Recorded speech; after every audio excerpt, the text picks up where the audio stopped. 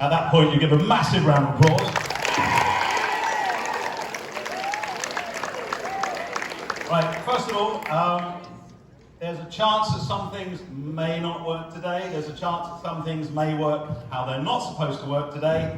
I had to rush here from Jess Sports Day where my 7-year-old daughter was competing, so I've only really had about 45 minutes to set up what I think is going to be astonishing, wonderful. They're going to be giant fireballs. There are going to be ginormous clouds of water vapour. There's going to be coloured flames coming out of my hand. Now, as we've worked so hard this year, Mr Woolley and the other science teachers asked if I could spice it up a little bit from before. So I've added a few things here. These are off the cuff, kind of ad-lib, kind of on the spur of the moment things, which I'm going to try, okay? So this one here should be a nice one. This one I once tried, and I'll share this one another science teacher. You can buy it in Parking Shop. Not really going to tell you what the chemicals are. This one is really cool. You can do that one yourself. This one here, pretty dangerous. That's a basic fireworks going off. This one here, a firework as well. This one, just to run through, enormous fireball. Okay? This one, not entirely sure if I'm legally allowed to do this one. Okay? This one here, flowers for the department. But anyway, so let's make a start. Right. So, I suppose it's over to you. We've got to have interaction nowadays. Would you like fire or bang? So if you want fire, let's hear you all scream fire. If you'd like a bang, everybody go bang. Right, both of them then. Okay, so I've got trusted assistants here. First assistant, little round of applause for my assistant. So my assistant is going to, in a moment, bubble in some oxygen gas now. Yes,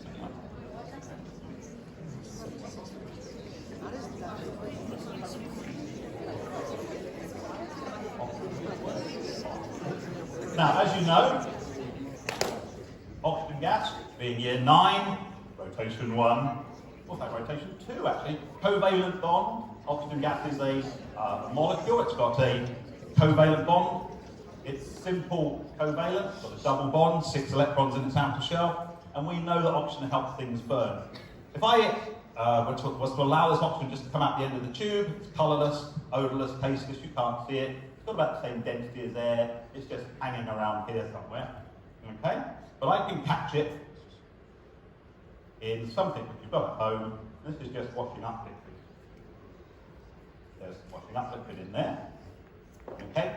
And my assistant is going to just trap some oxygen for you in there. And you can move in with the camera, the other assistant hiding in the darkness.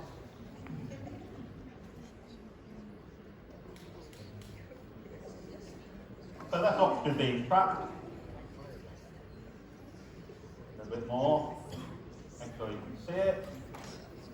Okay, now, a lot of people, if you ask them, is oxygen flammable? They may say yes. It's a bit of a problem because if oxygen was flammable, then 20% of the atmosphere is oxygen and the atmosphere would be catching fire at this moment in time. I could ask you, is it inflammable? You say, obviously it doesn't catch fire, so it must be inflammable. But flammable and inflammable are the same thing. So if I was to try and light this oxygen, it is non-flammable. Okay, non-flammable. That means that it's not flammable and it's not inflammable. And all it does is this, coming closer. All it does is make this splint burn with a slightly brighter, more vigorous flame. I can blow out the splint, it's now glowing. If I touch the bubbles, hopefully I can relight the splint, which is the test for oxygen. I always used to think this was quite cool because you could go out with a nice jar of oxygen in your pocket and a glowing splint. And you could walk around the school lighting up the glowing splint. Okay, but that got a bit boring after a while. People got bored of me walking around the school lighting glowing splints. And so what we decided to do was we put some hydrogen in there. Okay, now hydrogen is flammable. Okay, hydrogen is flammable. Just wash my hands, get rid of some of the bubbles. Okay. So this cylinder, the red cylinder here, is hydrogen. This is highly flammable. Okay. So I'm going to do the same thing and trap some hydrogen in this cylinder. Here, just coming out. Okay. Same thing again.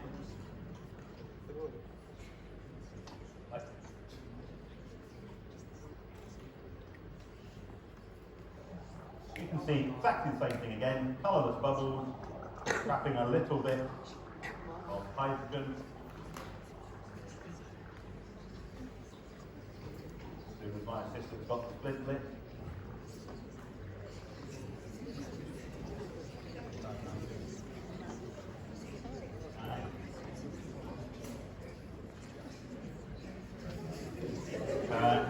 You too could be this good in year 13. Put it downwards. Pull it downwards. And this is flammable.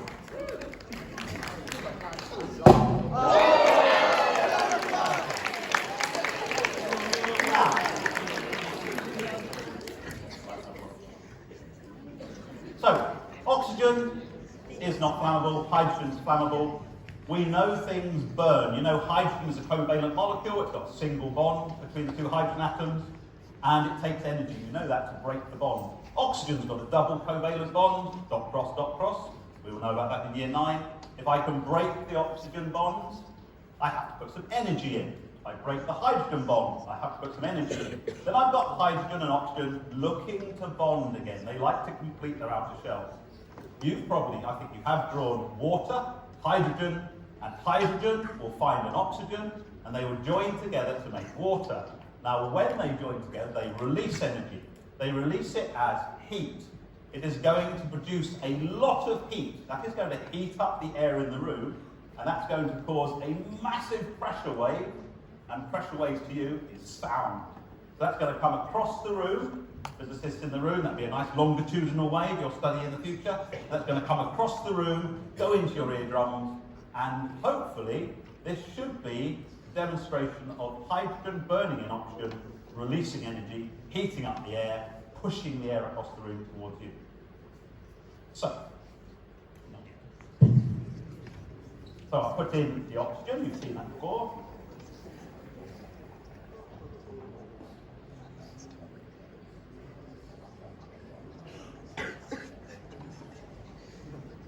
Oxygen.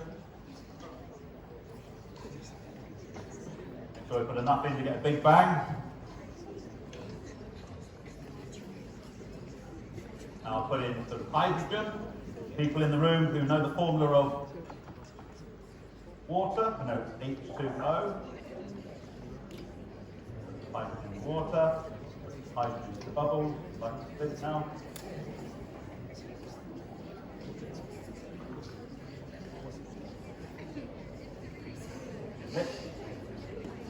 Okay.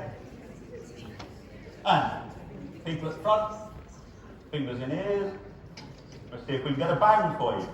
3, 2, 1.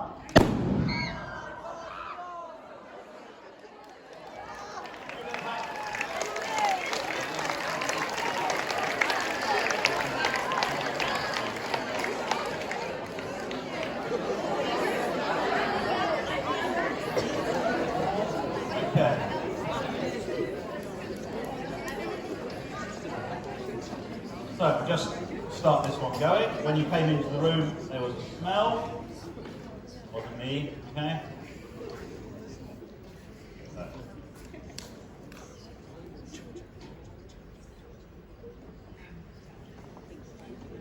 Okay, so just a burner, because we haven't got a gas supply in the room here.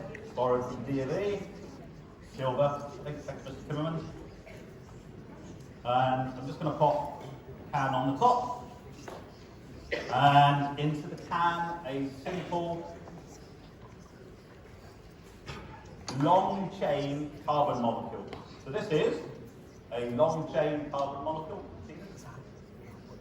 Yeah, long chain candle. Just long chains of carbon. Okay? Those chains of carbon, as we said in year 9, there are forces between molecules, intermolecular forces. So these long chains of carbon got forces between them. They're not very strong, these intermolecular forces, so I can melt them. Okay? So I can take a candle and I can just drop it in there. Have a quick peek in there without ruining Mr. Mars' candle. And I'm melting that away. Okay, so I'm just going to leave that to melt away. Okay? And so it's going from solid state to liquid state. I'm just going from fixed regular arrangement to random arrangement moving past each other. Meanwhile, I thought what we'd do, see if we can time delay. These are the ad-lib fill-in one. Okay. In here, I've got a metal powder. Now, metal powders, they like to burn. Okay? They burn in oxygen. Okay? I can just take a metal, try and set fire to it. I can take sodium, it will burn. I can take iron filings. Iron filings will burn if I want them to. You may have seen sort of sparkler. Okay. I can take some iron filings. There's oxygen in the room. See if I get anything from this. Coming close to this.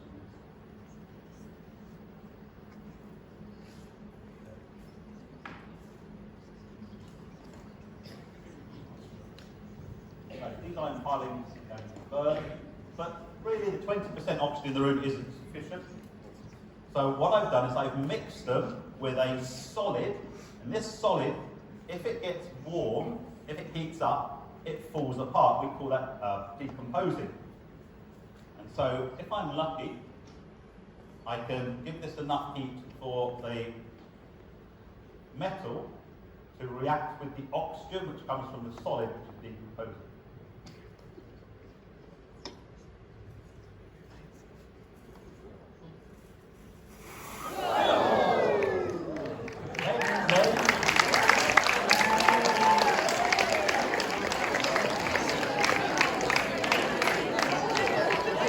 So our candle's melting nicely. Okay. We can try another one.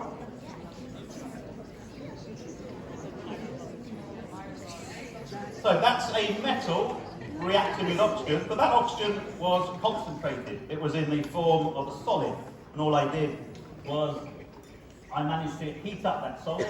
There's a little spark at the beginning, and after heating up the solid, that solid started to fall apart. As I said, we call that decomposition. And that provided oxygen, and the metal grabbed the oxygen, and it turned into, in fact, that turned into magnesium oxide. Metal and non-metal, 2 electrons jumped from the magnesium onto the oxygen, magnesium, oxygen, and it formed what you know in year 9 as this giant ionic lattice, which is why when everybody was looking down here at this flame down here, up here and in the room at the moment, there is a solid moving around, it's a giant ionic lattice, and that's magnesium oxide. Lots of strong ionic bonds, therefore it takes a lot of energy to break them all, hence it's a solid. There's not enough energy in the room to actually break up that solid. Now this one here, sometimes this works, sometimes it doesn't. Okay, we're going to do, put onto here another metal. I'm hoping this one will work. This is magnesium again. And magnesium, we know, as we know from the lessons, reacts with oxygen. We've just seen it reacting with oxygen. Underneath oxygen, in group 6, it's got 6 electrons in the outer shell, is sulfur. Okay? So underneath is sulfur. There's no reason why magnesium can't react with sulfur. Okay? So I'm giving that a bit of heat, giving it a bit of energy, and if we're lucky, maybe the magnesium will react with the sulfur and we get the reaction. Let's see if that works. Okay. So these are ones which I'm setting up for you to see. That sometimes goes, sometimes doesn't.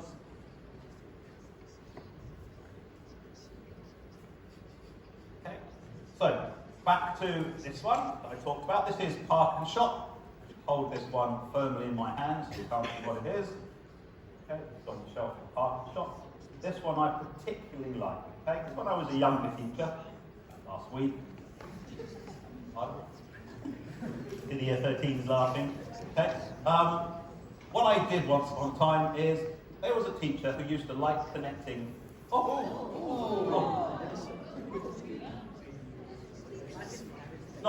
Only get a little flame. You might get another one. There was a teacher who used to love connecting the door handle between our adjoining classrooms up to the Van de Graaff generator. If you haven't seen that, it's on this week sometime. It produces static electricity. Okay, the same type you get when you brush your hair, take your jumper off, when you're walking through the hotel with your shoes on, and you touch the handle, you get a shock. You know, 10, 20,000 volts. There we are. Sulfur reacting with magnesium.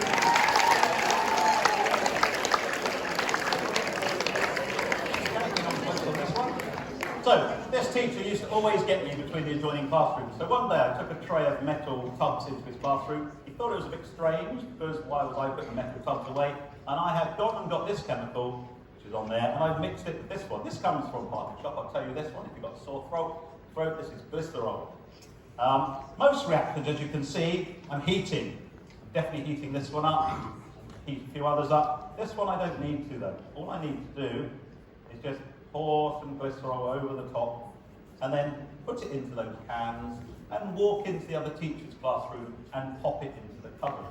And we'll leave that one here as well. Okay, so the magnesium with the solid reagent which gave off oxygen. Okay, looking good.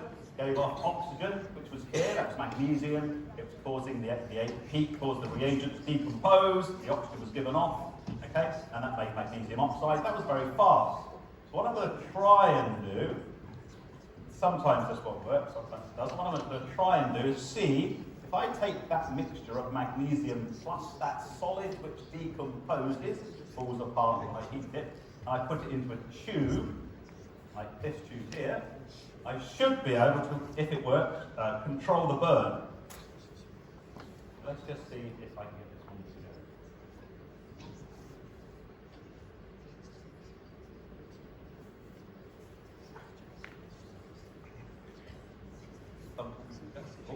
thinking about it. That's what I tend to leave and not go back to too quickly. There we go. So you can see it's a control burn. It's the same reaction. But now it's in a tube. Because I've slowed down the burn, I've turned it into what you would commonly know as fireworks. Fireworks have colours. Later on, we'll be having a look to see if I can make some colours for that. So that's a controlled burn of a fuel. It was a metal, and the metal needed oxygen. Instead of all at once, it burnt down there. The smoke, you can see, again, something like magnesium oxide ionic.